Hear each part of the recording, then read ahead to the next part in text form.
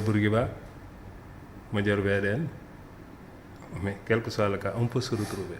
da nga jàpp ne ñoom ñaar ils vont se retrouver. loolu laay souhaité. moom ngay souhaité bu dee am na. bu dee problème bi am na. bu dee waroo am na.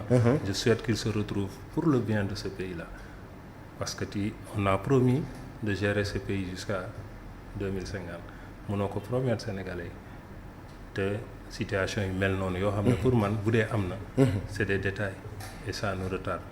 On a du travail, on a du boulot. Ce pays est à faire. Il n'est pas à refaire, il est à faire. On n'a rien fait pour le moment. gars yi raw nañ de. yàgg na kay. yàgg na te si ñaari at dañ gën a dellu ginnaaw. dellu mètre bougé wuñu si ginnaaw. Un pas en avant la ñuy def.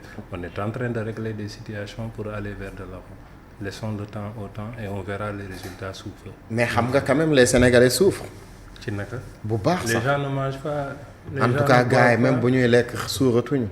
est-ce que avant ku dul woon lekk ku doon lekk ba biiram suur mu koy tuur est-ce que du moom moo commencé di jàmbat mooy jàmbat bi ma lay wax rek ñi daan toog defuñu dara ce sont ces gens-là qui souffrent ki doon xëy di liggéey ba tey di xëy di liggéey li mu doon for mu ngi koy for na nga yemale sa bëgg-bëgg xam fi nga yem xam li nga am doylu te xam ne yàlla gémmiñ gu mu xar rek dina ci def li mu ci war a def. d'accord kon da nga jàpp daal en tout cas réew mi ni mu war a fonctionner mu ngi doxee noonu. non je souhaite que mu dox mieux que ni mu war a fonctionner. C'est mon souhait parce que bu ñu jógee ba ñun ñëpp man je souhaite toujours à toi à mes enfants à tout le monde. qu'ils aillent de l'avant parce que loolu mooy souhait bi gën a sori ci nit. njaboot bu ne loolu lay ñaan. on a choisi un duo on souhaite que Manka mu bar. mais dañu fekk situation boo xam ne on s'adapte. et on fait avec. dañ ñu may temps rek.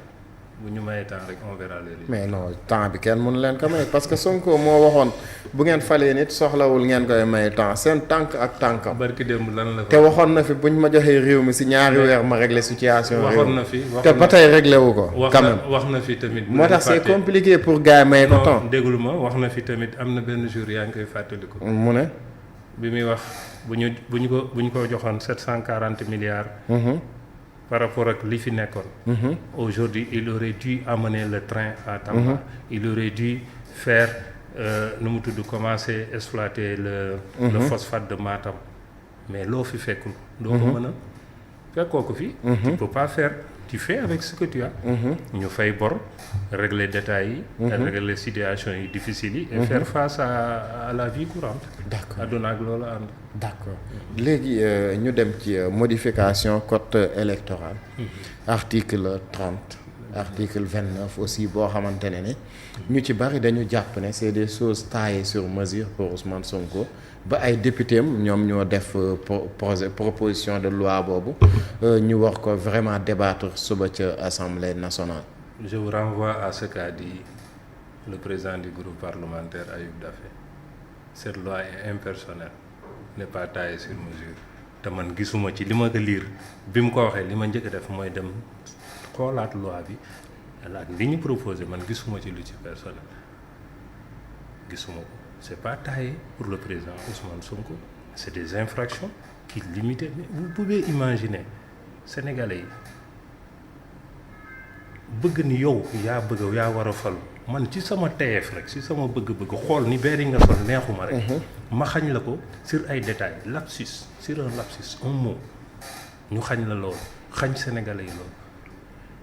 non mais xañuñu ko ndax lapsus non.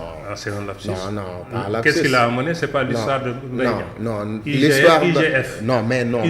IGF moo indi problème bi. non mais ça on avait dépassé cette étape là. non attends. non si on l'a condamné pour quoi? C'est pas pour diffamation. pour diffamation. mais qu'est-ce qui a amené la diffamation? Non, la diffamation ce n'est pas l'IGF ou l'IGE. La diffamation c'est un rapport. Ouais. incriminant Mame Mbaye Niang. Un rapport qui de dit que l'IGF. Mame Mbaye Niang a. non un rapport de l'IGF. non mais non un rapport de l'IGF. moom il a dit un rapport de l'IGE. mais on lui a pas condamné parce que il a fait lapsus. non. mais il a diffamé Mame Mbaye Niang en disant que il y a un rapport qui a épinglé Mame Mbaye Niang. revenons à l'histoire bi Mame Mbaye Niang doon wax lan la doon wax na ma woon rapport IGF. non Mame Mbaye non c'est ce qu'il disait. non Serif non nañ rétablir. man loolu laa gis. Mame Mbaye Niang ci boppam toog na mu ne que ça soit IGE que ça IGF. waaw loolu yëpp mën nañ ko mais pardonner. vous pensez que diffamation même bu dee ça c'est établi war na la yoro xañ nga nekk président de la république. mais est-ce que aussi ki bëgg a nekk président de la république aussi permettre na la saa su ne aussi ngay yàq góor ñi aussi. di yàq seen amaana bu dee dara amul lu tax Mame Mbaye dem pourquoi il peut pas moom. ni waajee toog défendre boppam. Sonko biñ ko président Sonko biñ ko taxale il est allé seul. Mame Mbaye Niang nee na ba mu fi mujjee deful 6 mois de. Mame Mbaye moo ne Mame Mbaye Niang ci boppam nee na loolu deful 6 mois na ñëw toog Sénégal. et des personnes aussi ont confirmé que Mame Mbaye Niang tout le temps il est là. voilà mais na ñëw toog Sénégal. il n'a pas quitté le Sénégal on n'a pas quitté le Sénégal. Non mais peut-être il travaille il a d'autres ça à fouetter. Ouais, mais qu'il vienne même si tu travailles sa yaay ngi fi sa baay fi baax. mais il vient régulièrement ici au Sénégal. espérons que am na on verra buñ ko woowee xëy na il viendra répondre bu au cas bu fekkee woote am na seen diggante en tout cas de toute façon man je trouve que am na détails yoo xam ne warul tardel Sénégal te ñaar yi may wax projet de loi yu proposition de loi bi tout ça va dans le sens de vraiment ñu dindi yenn détails yi ñun Afrique baal ma waxin bi de dañu tardé parce que on fait attention à la couleur des chaussettes des gens à la couleur de la chemise de la personne on le juge et on le condamne ou on le met à l'écart il faut que ça s'arrête nañu dugg dans le fond de ce qui est le plus important mooy li ñuy jëmale kanam ñu door ay wax ci yooyu moo gën man c'est ce que je trouve. kon na nga jàpp loi yu mucc ayib la daal. suñ fekkee jëmmal nañ ko. boo amee lu ko gën tamit nañ ko ci yokk pour demain. travaillons pour la génération à venir.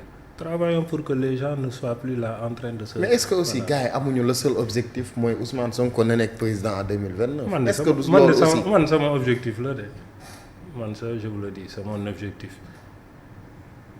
objectif et c'est l'objectif de passer en 2029 bu ñu ko yàlla mayee ñu fekkee ko qu'on ait un président parce que c'est ce qu'on avait souhaité en 2024. Est-ce que du loolu moo leen sonal aussi. Sonalul kenn Macky Sall voulait être président 3e mandat.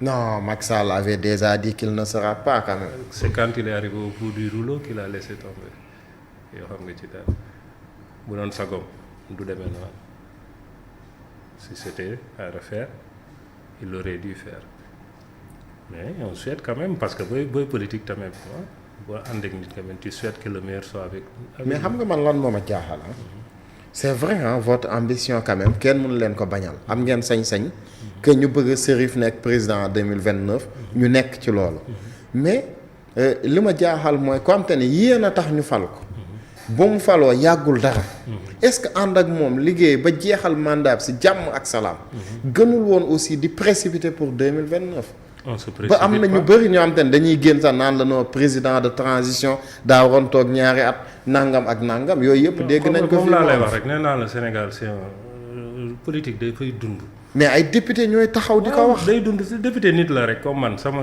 sa idéem la am da koy développer man j'ai des idées je les développe. Quand quelqu'un représente le peuple aussi dafa am ni mu war a mel. Mais il est issu du peuple il a sa réflexion il a ses ambitions il a sa façon de s'exprimer il a sa façon de voir les choses il a ensuite un objectif boo xam ne moom loolu la bëgg ci xolam moo xam ni mu koy exprimer li am ba am moo di loo bëgg tey pour préparer